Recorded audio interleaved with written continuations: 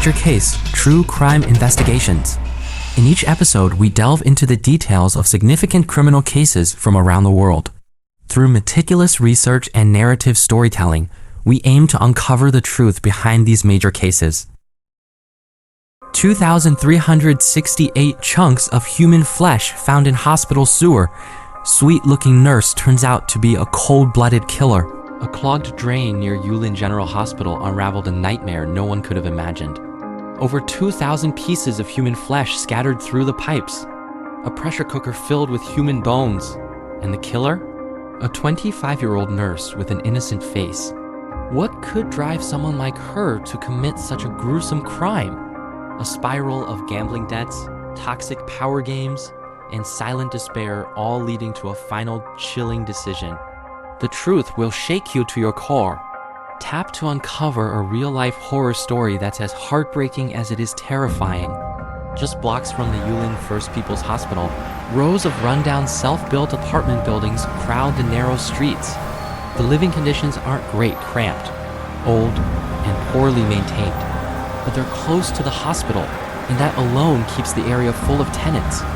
On March 22, 2020, on the second floor of a building less than 200 meters from the hospital, a nurse suddenly noticed that the drain was badly clogged.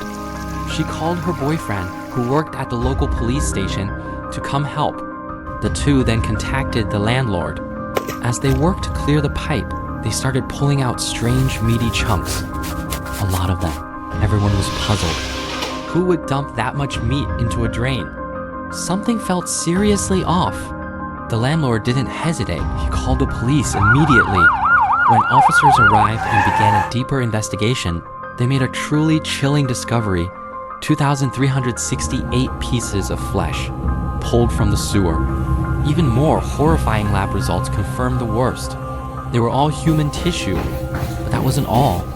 Upstairs, in the third-floor rental room, police uncovered an electric pressure cooker containing human bones, along with a black plastic bag full of even more remains. It was a scene straight out of a nightmare. Brutal, inhuman, unimaginable. Even seasoned officers were left speechless.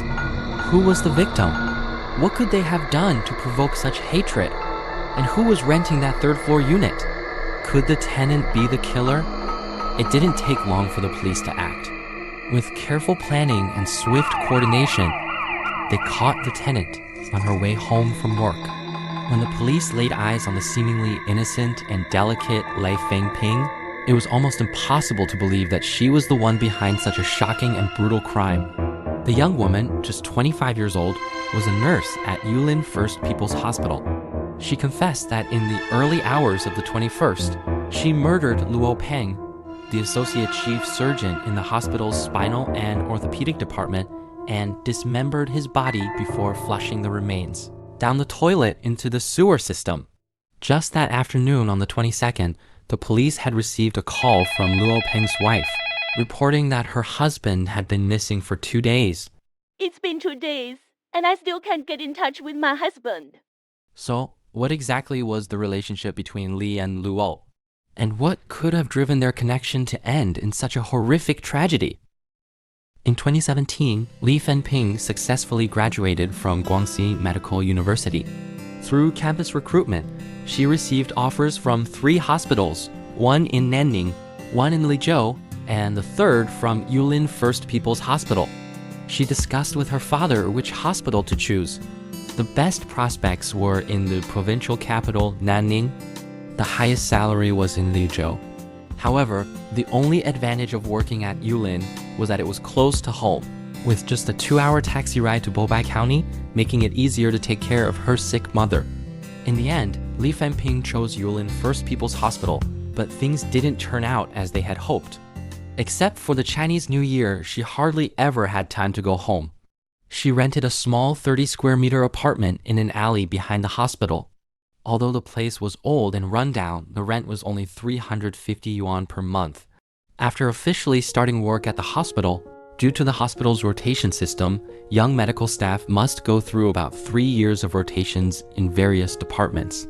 This rotation means that they need to work in every department before being assigned to a permanent position.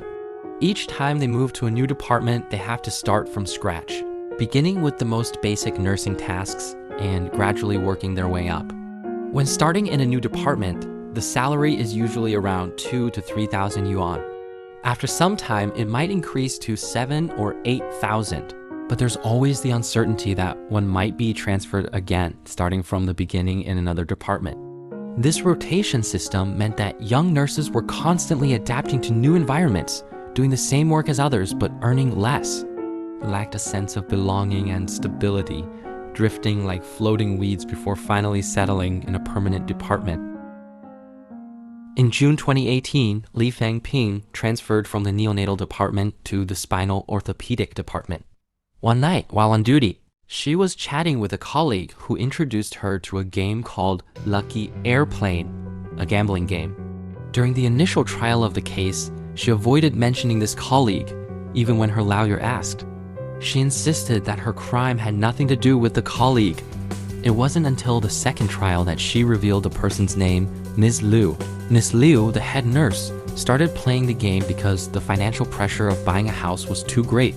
She saw it as something similar to the lottery, a way to play occasionally and earn some pocket money. However, after losing over 100 in one round, she decided to uninstall the game. When she recommended it to Li Fengping, it was just for a bit of entertainment, hoping to make a little extra money.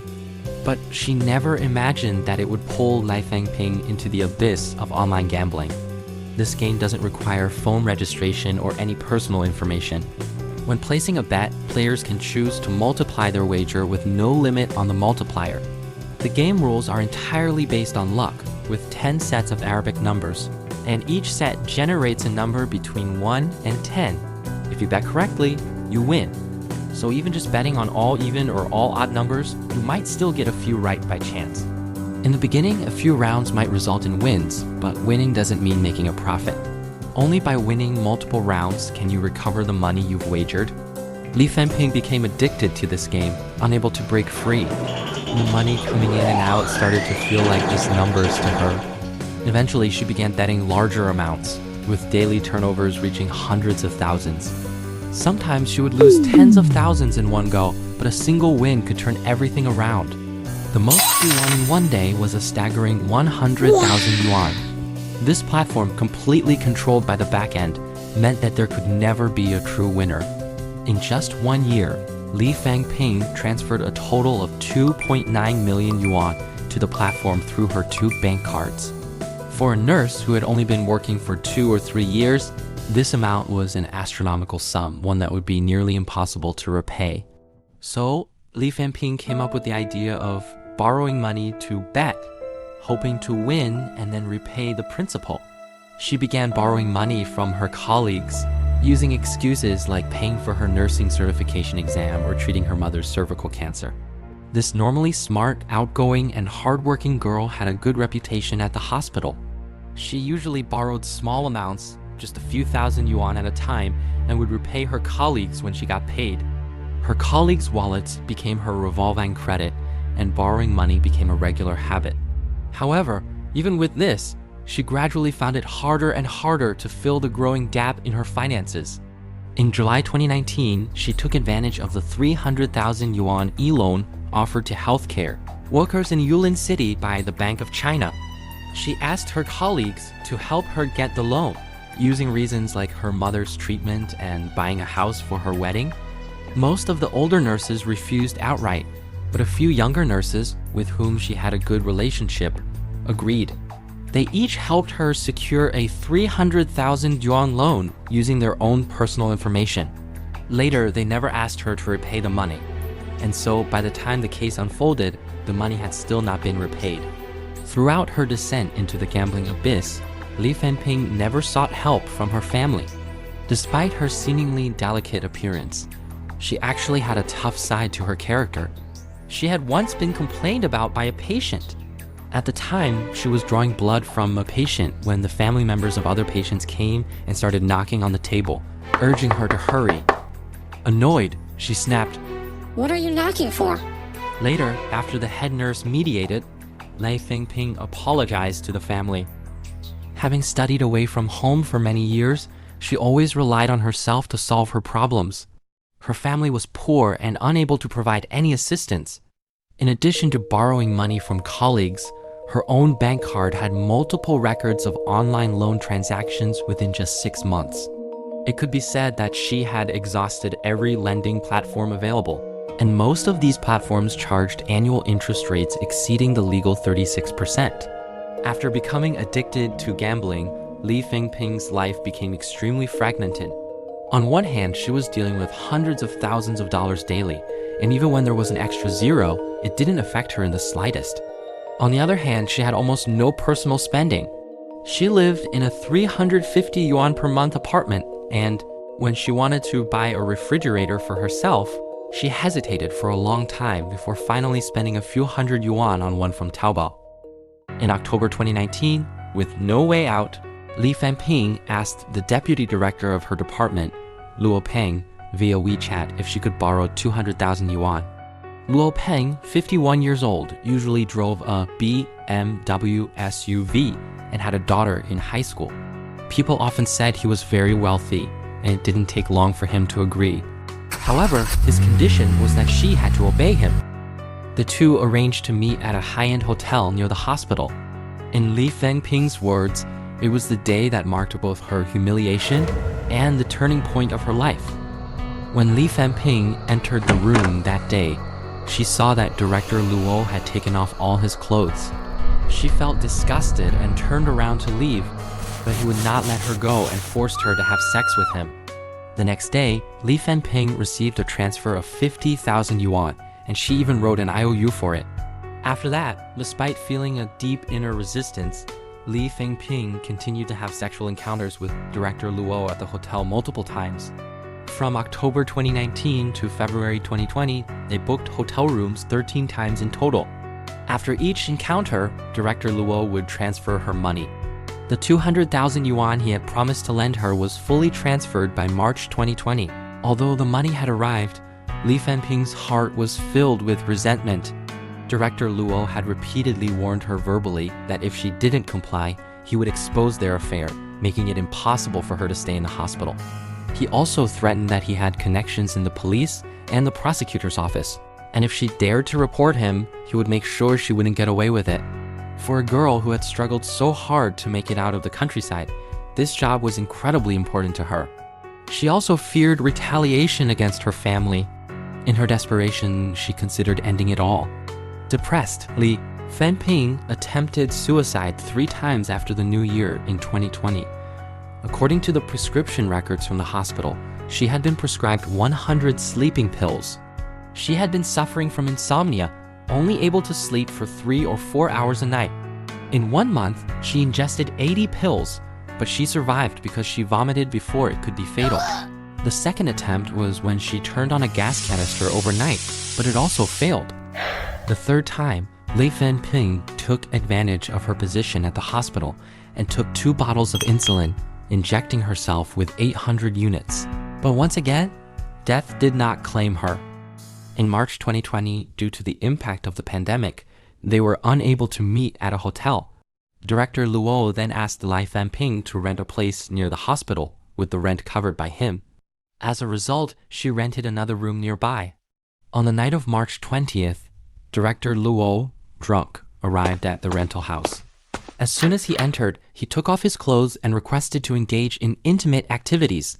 However, Li Fengping, who was playing a game at the time, ignored him and said that she hadn't eaten yet. Later, she also refused, claiming that she hadn't taken a shower. Director Luo started to curse and complain that she wouldn't hug or kiss him and even wore long pajamas to bed. As before, he threatened her by saying that she could lose her job if she didn't comply. After cursing for a while, Director Luo slowly fell asleep. Listening to the snoring coming from his throat, Li Fengping, sitting at the foot of the bed, thought about her humiliation and her hatred for Luo Peng. The anger in her heart grew stronger. So she grabbed her phone and searched, "What do you do if you really hate someone?" Among the flood of search results, the phrase "make them disappear" caught her eye. She dug deeper, looking up ways to outsmart someone stronger. And in the end, she settled on strangling them with a computer cable. At 1 a.m., Li Fengping grabbed the computer cable nearby, slipped it around Luo Peng's neck, and yanked it tight. He jolted awake, thrashing wildly, and the two tumbled off the bed. She clung to the cable with a death grip. A few minutes later, Luo Peng stopped moving. Li Fengping felt for a pulse at his neck. Nothing. Instinctively, she started CPR, pressing and pumping, but there was still no response. Li Fengping knew then, without a doubt, he was gone. Next, she used Luo Peng's fingerprint to unlock his phone and transferred 98,000 yuan from his Alipay. But in a flash, the money was swallowed up by an auto deduction from a linked loan platform, leaving just 900 yuan behind. Clinging to a sliver of hope, she tried everything, snapping a photo of Luo's upper body, taking pictures of his bank card and ID, hoping to use them to apply for a loan. But without live facial recognition, every attempt fell flat.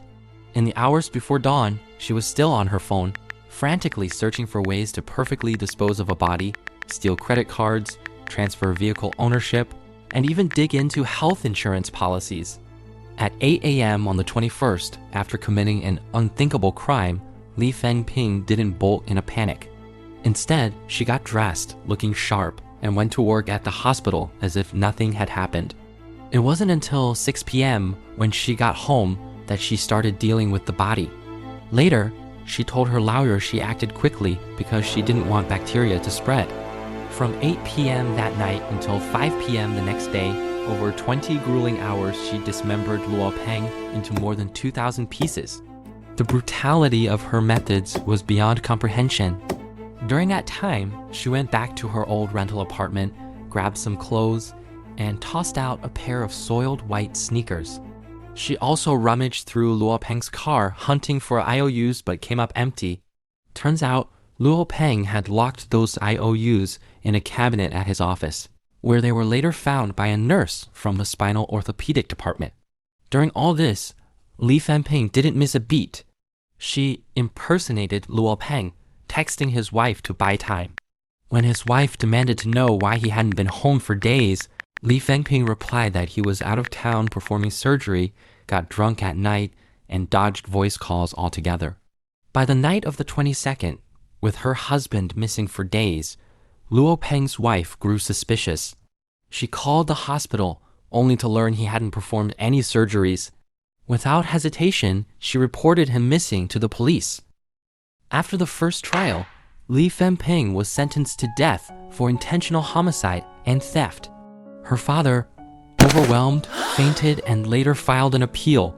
He couldn't fathom how his daughter had become this person.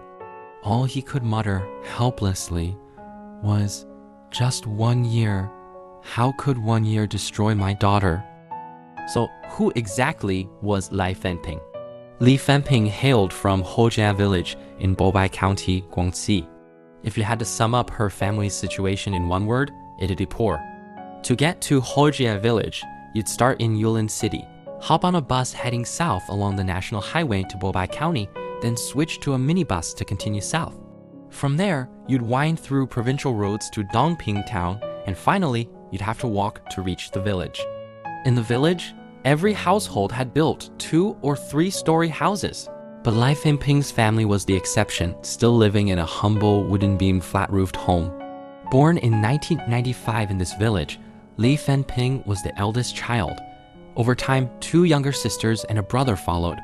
Her mother, plagued by uterine fibroids, was too ill to work, leaving the family's income to depend entirely on their father's sporadic odd jobs. The Li family had long been one of the village's poorest households. If it weren't for everything that happened later, her story could have been downright inspiring. Li Fengping's father was a firm believer that education could change a family's fate. He himself had once tested into the town's junior high, but with no money to spare, he dropped out after just a year. So he made it his life's mission to ensure his kids could stay in school. Although the family was financially struggling, none of the 4 children dropped out of school. In addition to the eldest daughter, Li Fengping, the second daughter was also accepted into a teacher training college in Guangxi, while the third daughter and the youngest son were both attending the best high school in the county. Li Fengping's father said, "My daughter is like half a mother." From elementary school to middle school, she was almost always balancing work and study. Sometimes, when her mother wasn't home, she had to take care of her younger siblings and couldn't go to school. Despite all this, she was still one of the top students in her class.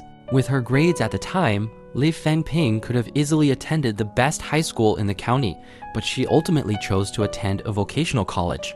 This decision was influenced by her father's reasoning, since a vocational college only took 5 years to complete, while attending high school and then university would take at least 7 years. To start working sooner, it seemed better to go straight to a vocational college. Li Fengping accepted her father's suggestion and chose to study nursing, which was also influenced by her family situation. With her mother's poor health, it would be easier for her to take care of her at home. She was the first child to fulfill her father's wish and one of the very few students from her village to attend school in Nanning. After being admitted to college as a child from a poverty-stricken family under the file of poverty, she received a subsidy of 6,000 yuan per semester from the Rain-Do program to cover her tuition fees. Throughout her time in college, she continued to maintain excellent academic performance. The father's wish was for Li Fengping to leave the poor and backward area. He didn't want his daughter to send money home, nor did he want her to marry a local or return to buy a house in her hometown. Now his daughter has an education, skills, and a stable job. If everything goes well, in a few years, she will be able to buy a house in Yulin. If things go smoothly, she could also find a boyfriend from the city and settle down. But suddenly, all of Li's pride and beliefs were shattered by reality. In fact, Li Fengping's world had long been beyond his understanding. Since her school days, in order to save 200 yuan for travel expenses, his daughter would only return home during the winter and summer holidays. After starting work, even though it only took a little over an hour and cost less than 100 yuan to get home, Li Fengping still seldom returned. Even the colleagues who had lent her money no longer kept in touch with him. On December 22, 2020, the Guangxi Higher People's Court held the second trial for this shocking case. Most of the time, Li Fengping calmly described the crimes she had committed. However, when the prosecution defined her relationship with the victim as an inappropriate sexual relationship or an affair, she disagreed. She stated that it was not the case and that she had been coerced and controlled, which led to her engaging in a sexual relationship with him. Ultimately, she said that the murder was committed because she wanted to break free from everything. She spoke faster, excitedly saying, "How could I like him? I feel disgusted just seeing him. He's over 50, with a fat face and big ears, not even fit to be my father."